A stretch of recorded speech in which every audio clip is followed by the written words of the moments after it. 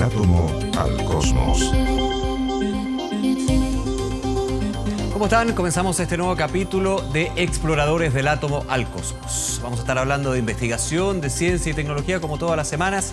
Hoy nos acompaña la directora alterna del Instituto Milenio de Física Subatómica en las fronteras de altas energías, Francisca Garay. Algunas de las investigaciones que vamos a estar revisando aquí en el programa. ¿Sabían ustedes que el radón es un gas radioactivo que de manera natural está presente en todas partes? Algunas concentraciones pueden ser riesgosas para la salud, pero ¿cómo es su presencia en Chile? Es la respuesta que los investigadores quieren contestar y hoy hablaremos de eso. ¿Han escuchado hablar de experimentos como los que se hacen en el Gran Colisionador de Hadrones del CERN? Bueno, científicos chilenos y miembros del Instituto Milenio están involucrados en este y otros trabajos de gran relevancia para la ciencia mundial y hoy les queremos contar sobre esto. Y uno de los objetivos de estos grandes experimentos es entender cuáles son las partículas más fundamentales de la materia y cómo se relacionan entre ellas. Una pregunta que hasta ahora la ciencia no ha terminado de contestar. Y es por ello que científicos de diferentes partes del mundo y áreas de especialización trabajan de manera colaborativa. ¿Quieren saber cómo? Se lo estaremos mostrando aquí en Exploradores del Átomo al Cosmos. ¿De qué manera la investigación científica puede aportar a la creación de políticas públicas? En la primera nota vamos a estar revisando eso y luego conversando al respecto. El radón es un gas radioactivo que de manera natural está presente en la corteza terrestre. Su concentración varía y en algunos casos puede poner en riesgo la salud de las personas. El radón es un gas radioactivo, entonces tiene como consecuencia que cuando él se desintegra mediante la emisión de una partícula alfa. Una partícula alfa pertenece a las llamadas radiaciones ionizantes, por lo tanto, si uno respira el radón, dado que es gaseoso, y este se desintegra en los pulmones, esa partícula alfa va a impactar el tejido interno del pulmón. Y eso tiene como consecuencia que puede producir cáncer. De hecho, es la segunda causa de cáncer de pulmón en el mundo después del tabaquismo, después del cigarro. Pese a los riesgos, en Chile existe escasa información acerca de las concentraciones de radón que tenemos. Revertir esta situación es el objetivo de un equipo de investigadores del Instituto Milenio SAFIR. El trabajo de medición de gas radón en Chile que estamos realizando es básicamente un mapeo o un catastro de los niveles de gas radón en Chile.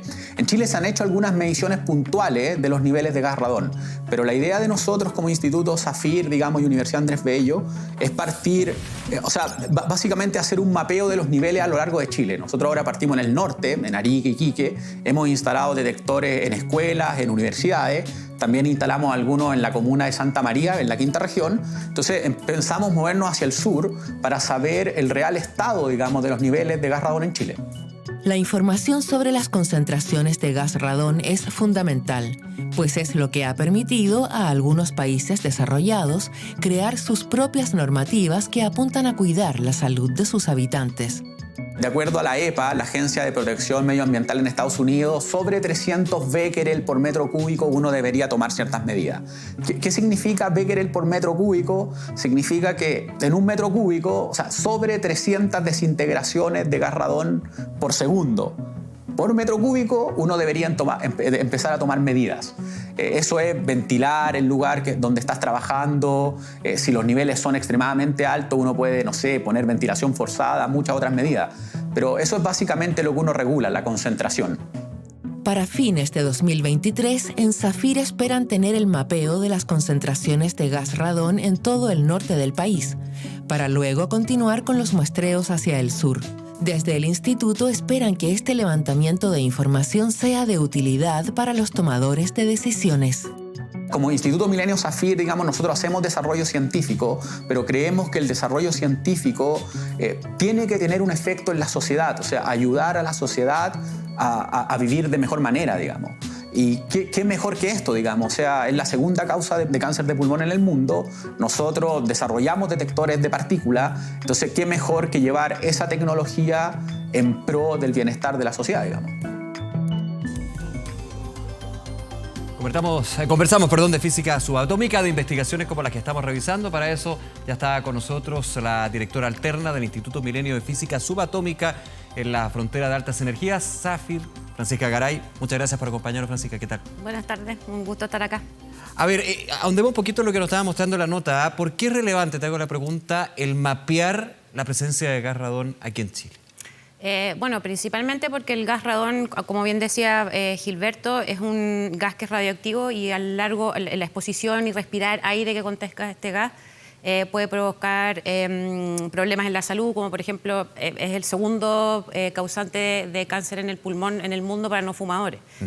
Entonces es muy relevante poder medir y ver si efectivamente a lo largo de Chile cuáles son los reales niveles de gas radón que existen para tal vez crear una política pública o instrucciones a la población de cómo manejar este tipo de gas. Claro, porque es un gas radioactivo que está de manera natural y presente en distintos lugares, digamos. Exactamente, emana desde el suelo, del agua, de rocas. Imagínate, ¿y cuál ha sido las conclusiones o la mirada que han tenido con respecto a este mapeo, a esta investigación que desarrollan? O sea, bueno, la idea es lograr tener este número real, exacto, digamos, de cuáles son los niveles a lo largo de Chile del gas. Estratificado también por sector, por territorio. Exactamente. Claro. Y también en distintas épocas del año varía también la cantidad, la concentración en el aire. Va encima. Exactamente. Entonces la idea es, ojalá, obviamente mirando también en países desarrollados donde estas instrucciones para la población de cómo manejar este tipo de gases ya está controlada y ya está totalmente escrita, digamos, es ojalá ver si es que realmente estamos bajo niveles de este gas que sean perjudiciales para la salud y así poder traer estas políticas acá y que la gente se pueda instruir y entender cómo funciona y la idea es que no se nos enferme la población. Sí, claro, y es clave en términos de política pública enfocada a la salud, pero también al desarrollo social en el país. ¿Cómo se puede manejar? Para entenderlo un poco ya, teniendo claro los niveles, la variabilidad también de este gas radón, ¿cómo se puede manejar? ¿Cuáles son las opciones? Y finalmente, ¿cómo se concreta en una política pública de manejo de este gas radioactivo? Sí, bueno, va a depender un poco en dónde se encuentran estas concentraciones. En el caso de viviendas, por ejemplo, en países como la República Checa, si se encuentran grandes niveles, cada casa tiene su propio como detector personal. Perfecto. Para poder ver los niveles que existen, y existe la política de la mañana, por ejemplo, tienen que abrir todas las ventanas, todas las puertas durante 2 o 3 horas para poder ventilar y que en el fondo el gas no se acumule. Claro. Y después lo mismo puede ser en mineras también, etcétera, donde también hay que tener un protocolo de ventilación para poder sacar la concentración del gas. ¿Por qué este mapeo no se ha hecho antes? Eso es una pregunta muy difícil. Dentro de tantas otras investigaciones, digamos. Sí, claro. O sea, es muy difícil saber, la verdad. Creo yo que puede ser una falta de información. Tal vez nunca nadie supo de lo que era el gas radón o nadie se lo preguntó. Porque como tú nos has explicado, las implicancias son bien profundas. O sea, la idea es ver exactamente cuál es el impacto de esto. Y por qué no se sabe, no sé, pero estamos en un punto en que sí vemos que puede haber un problema y en el fondo queremos tratar de entenderlo y ver cómo atacarlo. Podría aportar muchísimo a la creación de nuevas políticas públicas o también, me imagino, Francisca, como tú lo decías, poder adoptar políticas públicas en países donde ya se conoce, se sabe dónde está el gas radón y finalmente cómo se maneja en términos de esas medidas que nos comentaba. Desde abrir durante las mañanas las ventanas de una casa, o sea, bien doméstico, pero para evitar cualquier tipo de problema de salud. Exactamente. Claro, y eso es bien relevante, y quería llevarte a un tema, me imagino que ustedes tienen bastante claro en el instituto. ¿Cómo se puede desde la ciencia, desde la investigación, poder aportar a las políticas públicas en términos de llevarlo a el ciudadano común y corriente, digamos? Sí, o sea, bueno, primero tenemos que tener este número real, como te digo, y lograr bajar el lenguaje de lo científico también a la población, de poder explicar de manera simple qué es lo que está pasando, qué significa ese número que vamos a dar. Eso es importante, ¿no? No es solamente tener el número, tener la medida, sino que explicar qué significa. Exacto, eso. O sea, uno tiene que entender como ciudadano qué es lo que está pasando y qué me está pasando si estoy expuesto a eso. Claro. Y eso es para culturizar a la población. Y ojalá que con nuestros datos duros, a través del método científico, poder convencer y decir, oye, este número que tenemos de verdad puede ser preocupante o no puede ser preocupante, y a partir de eso generar estas políticas públicas. ¿Cómo eso de bajar, digamos, el método científico, socializar? Porque también no se puede usar el mismo lenguaje, hay formas que obviamente de una manera integral y multisectorial, digamos, se va explicando a la población algo tan relevante como el radón, ¿no? Sí, o sea, bueno, es lo mismo que está pasando hoy día, la verdad. O sea, nosotros estamos tratando de explicar a la población qué es lo que estamos haciendo, que no es fácil, en un lenguaje más bien coloquial y que todo el mundo pueda entender, y sobre todo buscando ejemplos en los cuales uno diga, toda la razón y por eso es perjudicial, entonces me tengo que cuidar. y por ende tengo que abrir, no sé, las ventanas de la casa. Entonces es difícil, no es fácil, pero lo intentamos y yo creo que lo vamos a poder lograr. Igual hay que decirlo, quizá incipiente, pero hay una experiencia en Chile en términos de llevar la ciencia al resto de la población en términos prácticos, ¿no? Y, ¿para qué decirlo?, en el tema de la salud. También en unos tiempos donde hay muchísima información dando vuelta o desinformación, y ese también es otro tema. Sí, bueno, es otra de las cosas que tenemos que combatir en este tema de la divulgación al final, eso es, y de bajar los conceptos que estamos manejando nosotros para que el resto del público pueda entenderlo bien. Déjame llevarte un poco al Instituto Milenio, Zafir, conocerlo también un poco más, el trabajo que se desarrolla ahí, también cómo nace y cómo se ha ido desenvolviendo en los últimos años. Bueno, el instituto nació básicamente porque empezamos a ver que la comunidad de científicos que están en el área de altas energías estaba creciendo mucho y que en el fondo los esfuerzos estaban un poco desorganizados. Y quisimos aunar fuerzas en este estilo de como 4 pilares que tenemos dentro del instituto, que es atacar la física de partículas, lo que compone la materia en su manera más fundamental, atacarlo desde el punto de vista teórico, experimental, nuevas tecnologías y también aportando a la sociedad, como por ejemplo es el caso del gas radón. Así que nada, pues, vimos que había calidad humana, había científicos de calidad y en el fondo logramos armar de una manera organizada la comunidad de física de partículas en Chile. Déjame un segundo para definir lo que tú decías. Alta energía, ¿qué se entiende por alta energía? Alta energía es porque nosotros, para poder acceder a este mundo de lo pequeño, lo fundamental... Lo subatómico. Lo subatómico, en donde las reglas que rigen son mecánica cuántica y relatividad, o sea, el mundo de lo pequeño y de lo súper rápido. Para poder llegar ahí necesitamos colisionar partículas, en este caso, a alta energía. A muy alta energía, pues si no, no logramos acceder a ese mundo de lo pequeño. Mire, te invito, y ustedes, quienes nos están viendo hasta ahora, a también revisar algunos experimentos donde estaba participando Zafir, experimentos internacionales, donde justamente tiene la relevancia de que investigadores tienen participación y justamente van a lo subatómico. Vemos la nota, hacemos una pausa y seguimos conversando con Francisca sobre esto. Descubrir cuáles son las partículas más fundamentales de la materia y cómo interactúan entre ellas es hoy una de las grandes interrogantes para los físicos. Nosotros de alguna manera estamos tratando de develar algo así como una tabla periódica de los bloques fundamentales de la materia y cómo interaccionan entre ellos. ¿Por qué es importante? Bueno, yo diría que hay 2 alas ahí. Una, básicamente el conocimiento. Queremos entender de qué estamos hechos en esta manera fundamental. También tiene que ver dónde venimos, un poco el universo, cómo se creó, etc. Y también es importante porque todo, tecnologías que se tienen que crear o nuevas tecnologías para poder lograr este objetivo que tenemos todos en común, que es conocer la composición de la materia, lleva también a muchos avances científicos y muchas cosas que uno no hubiese pensado. Y el ejemplo típico, por ejemplo, en CERN es la famosa creación de la World Wide Web, que es este WWW que ocupamos todos los días. Fue creada ahí con la idea de poder colaborar fácilmente entre científicos de todo el mundo. Para responder estas preguntas, científicos de todo el mundo se han unido para poner sus conocimientos al servicio de enormes trabajos experimentales, como ocurre en el Gran Colisionador de Hadrones, construido por la Organización Europea para la Investigación Nuclear, CERN. Más de 100 países han colaborado en este trabajo, entre ellos Chile, y miembros del Instituto Milenio Zafir han sido parte del equipo.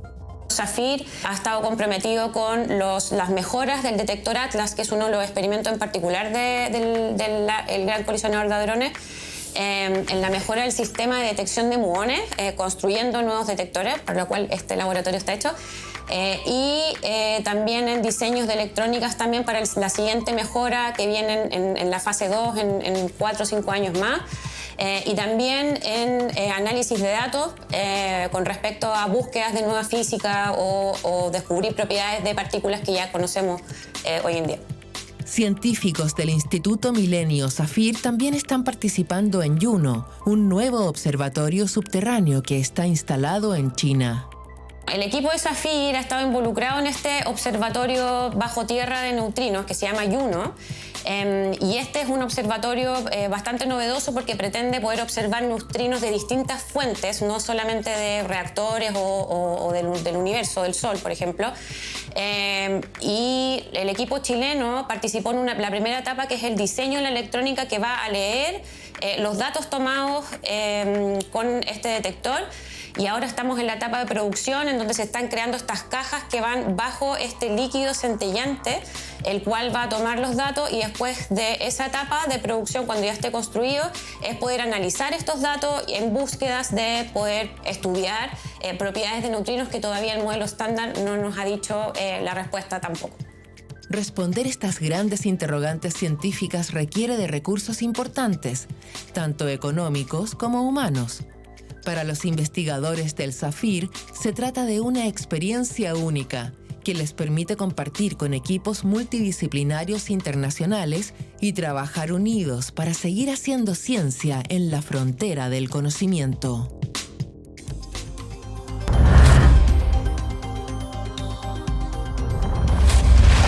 Exploradores del átomo al cosmos. Regresamos, estamos conversando con Francisca Garay, directora alterna del Instituto Milenio de Física Subatómica en la frontera de altas energías SAFIR.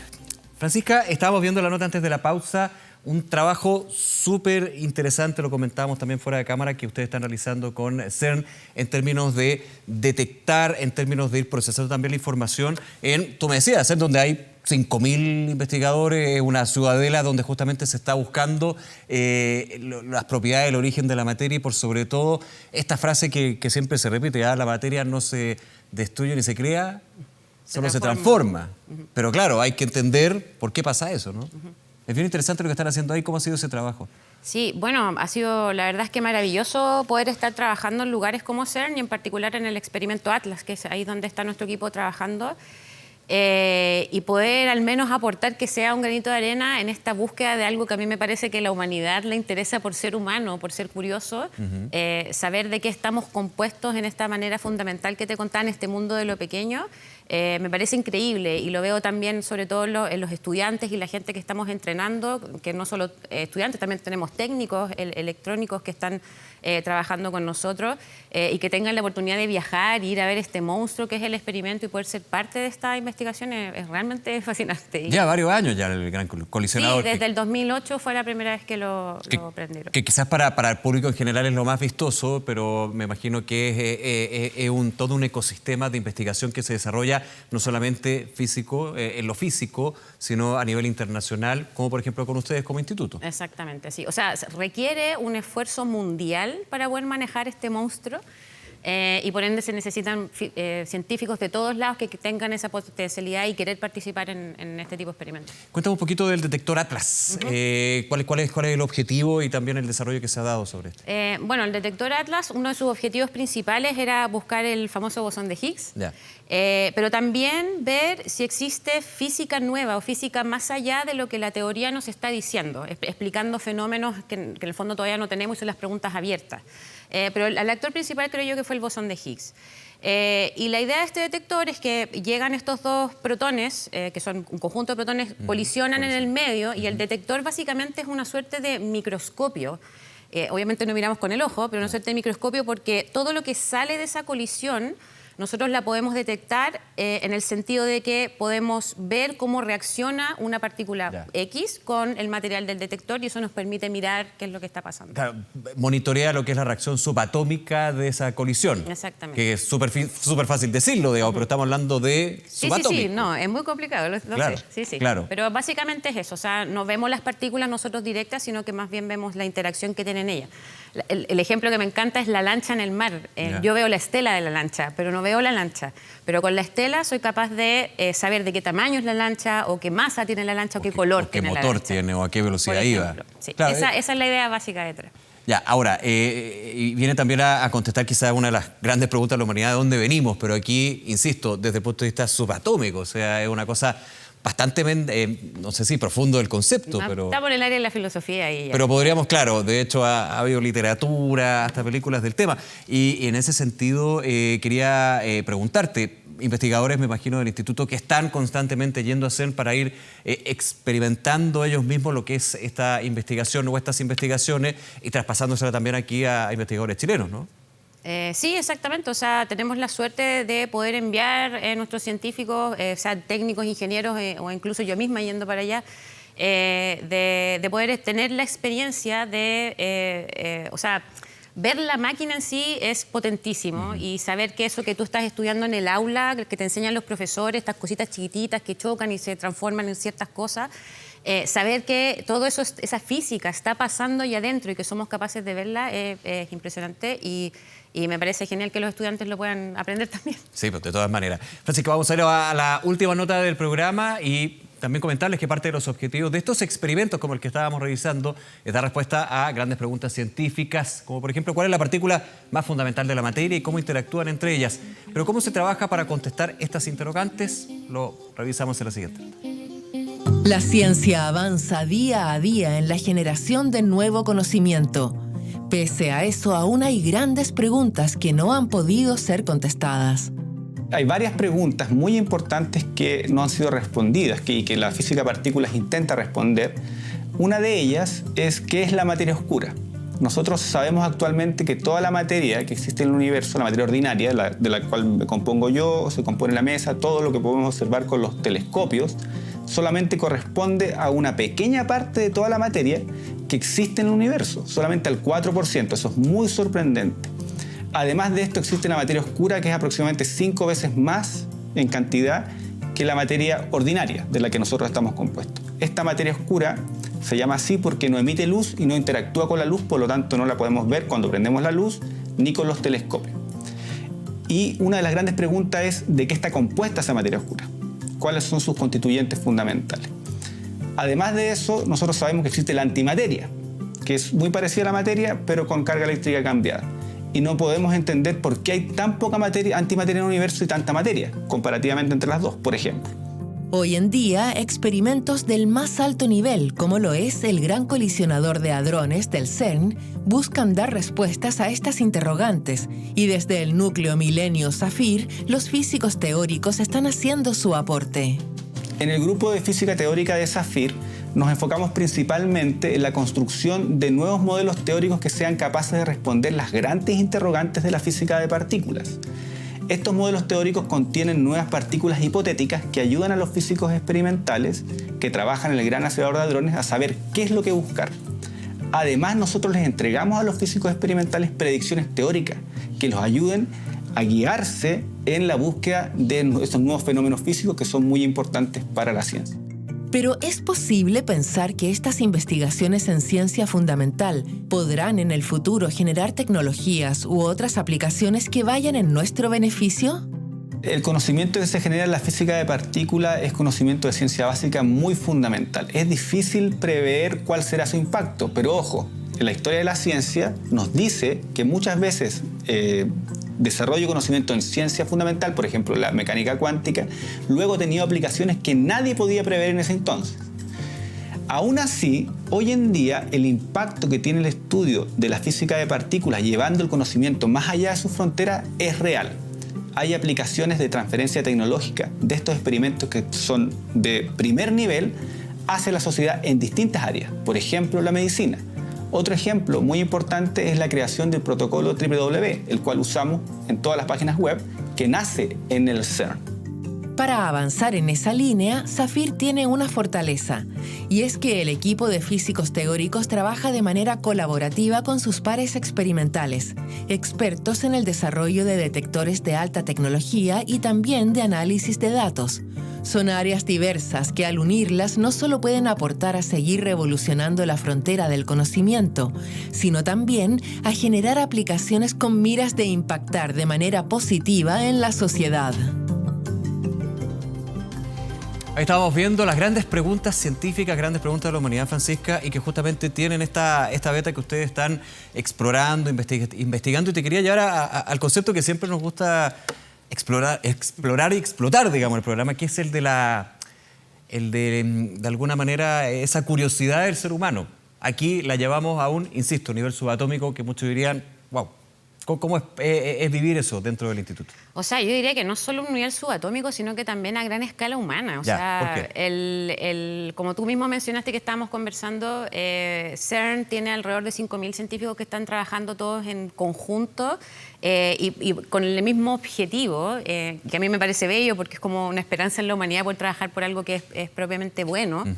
Y también en esta parte de escala gigante también está la máquina también, que es una tecnología muy sofisticada. Estamos en la línea, en el borde de la tecnología. O sea, de hecho... Y una tecnología que va avanzando y justamente por el trabajo como exactamente. O sea, yo ya mencionaba en el reportaje que en la época que se ideó el experimento no existía la tecnología que necesitábamos para hacerlo. Entonces, por ejemplo, se creó el el World Wide Web, claro. Que ocupamos todos los días y a todos nos pasa muy en banda cada vez que nos metemos en el computador, pero eso lo hizo un científico de CERN porque necesitábamos... Ya lo tenemos acá en el celular. Exactamente, y necesitábamos conectar. Entonces, tiene esta escala gigante para mirar, que suena un poco contrario, para mirar la escala de lo súper chiquitito. Cuéntame, ya este es uno de las investigaciones, los trabajos en conjunto a nivel internacional. Otras relaciones internacionales que tiene el instituto, ¿no? Me imagino que esto también van haciendo, debe ser, a otros experimentos. Sí. O sea, no solo somos CERN, sino que también tenemos colaboraciones con distintas universidades y también con otros experimentos. Yo diría que una de las más grandes podría ser el experimento Juno, que es un experimento en China, el Yangmen Underground Neutrino Observatory, que la respuesta que están tratando de responder ellos es qué son los neutrinos, que también es parte de esta tabla periódica que tenemos de partículas fundamentales, las cuales el modelo teórico que conocemos hoy en día asume que la masa de esas partículas es cero, pero en verdad la observación experimental nos dice que no, que tiene una masa muy pequeñita pero que no es cero. Entonces se están armando estos tremendos también experimentos con la idea de poder estudiar esta partícula y CERN, a través de nuestros investigadores, estamos participando en ese tipo de experimentos. Francisca, agradecerte que nos haya acompañado y todo el éxito ahí con el Instituto Zafir y con todo lo que están desarrollando. Muchas gracias, buenas tardes. Que te vaya muy bien. Y a ustedes, como siempre, gracias por acompañarnos, recordándoles que en 24horas.cl están todas nuestras temporadas, capítulos, institutos, centros de investigación, las universidades también que han participado en el programa. Por supuesto, nos vemos en una próxima ocasión. Que esté muy bien. Chao.